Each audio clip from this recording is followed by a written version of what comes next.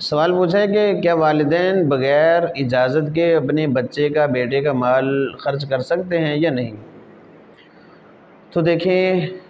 والدین کے حقوق اپنی جگہ مسلم ہیں جو شریعت نے بیان کی، بے شمار حقوق ہیں، لیکن اس معاملے میں شریعت کا حکم یہ ہے کہ اگر تو والدین کمزور ہیں، مالی اعتبار سے ضرورت مند ہیں، تو بیٹے کا مال بغیر اجازت کے وہ خرچ کر سکتے ہیں بقدر ضرورت، جتنی ان کو ضرورت ہے، جائز ضرورت ہے اس میں خرچ کر سکتے ہیں۔ اگر ایسا وہ کریں گے تو چوری کرنے والے نہیں کہلائے جائیں گے۔ لیکن اگر والدین مالدار ہیں، ان کو کوئی ضرورت نہیں ہے، اس کے باوجود وہ اولاد کا مال جو ہے بغیر ان کی اجازت کے خرچ کرتے ہیں، پھر یہ عند اللہ مجرم ہوں گے۔ آپ صلی اللہ علیہ وسلم کی عدالت میں بھی ایک واقعہ آیا تھا، ایک صحابی ہے، عرض کی یا رسول اللہ میرا باپ مجھ سے پوچھے بغیر میرا مال خرچ کر دیتا ہے، میں کما کے لاتا ہوں وہ خرچ کر دیتا ہے۔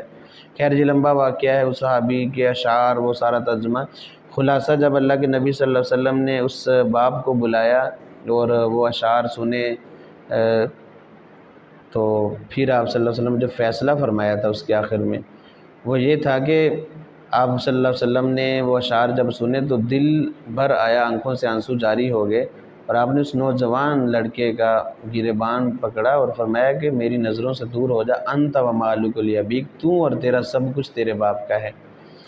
تو یہاں بھی یہ ایک ادب سکھایا ہے کہ والدین اگر کمزور ہیں تو پھر تو اپنی اولاد کا مال خرچ کر سکتے ہیں، لیکن اگر والدین مالدار ہیں